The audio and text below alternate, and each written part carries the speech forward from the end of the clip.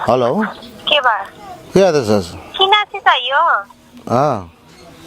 के भयो मैले तँलाई सोधिनँ नै नहुने त नि किन चाहियो किन हौ मसँग किन मन मारिछौ तँलाई जान आइज भनिरहेको छु त हौ मलाई आउँदिन भनेपछि सबै सकिएन किन जाँदैछ गरेको मलाई नआउने यसो गर्न आइज कि दिवस दिएर जान त नि हुन्न अनि मैले भनिसकेको चाहिँ यहीँ बोलाएको छ बोलाएको छ यहीँ भनेको छ बोलाउँछु भनेको छ त्यति बेला जाने दिएर म उता यतैबाट म जान्छु किन आउनु पर्यो म कहाँ जाने त मेरो बाबुजी घर जाने किन दिवस जेसुकै जाऊँ किन मतलब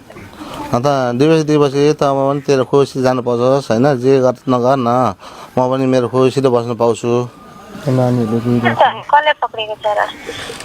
अब कसले पक्रेको छैन त आइज न